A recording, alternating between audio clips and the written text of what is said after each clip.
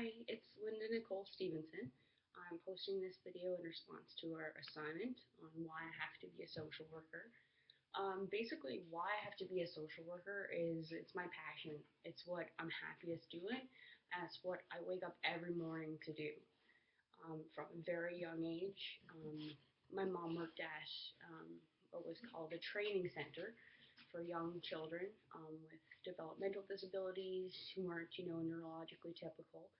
Um, and she did, personal care, medication, all that sorts of things. So whenever I would stop by and visit her, I would see, those kids. I would interact with them, play with them, and I saw them like I saw everybody else. My mom just said, they just had a few more challenges than I did.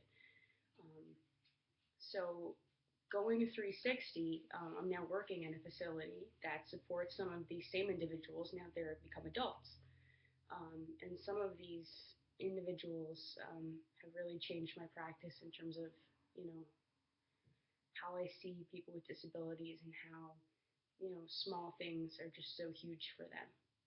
Um, and it's really changed the way I practice. I didn't see myself working with people with disabilities. I wanted to work with youth for the longest time, but this has really changed, how I see my practice, and I utilize an empowerment practice, basically an empowerment aspect to my practice, I guess you would say, with the majority of the residents that I serve. Um, and a lot of them would like to move to the community. They'd like to move to group homes or small option homes or live on their own. So the empowerment piece is huge. Those residents often, grew up their whole life marginalized and thought that, they can never do anything with their life. And institutionalized living is all they'll ever know. So trying to break down, you know, those thoughts with them and trying to rebuild, you know, different aspects of, how they feel about their life and different skills they have and working with them to gain those skills. And this is where I come in as a social worker using like a cooperative approach and doing skills with them. We have day programs, things like that, and we learn and teach together. So it's a cooperative effort. So they can take responsibility for their own learning. They don't do any programs they don't want to do. Um, and some of them don't have the confidence to think that they can do the program. So that's also where the empowerment piece comes in as well. And I use empowerment on any level of my practice, whether it be with residents, coworkers, staff, friends. It really helps anyone see aspects of their life in a more positive way, which really helps. In terms of human rights, we deal with that on a daily basis, and I really have to be, cognizant of that.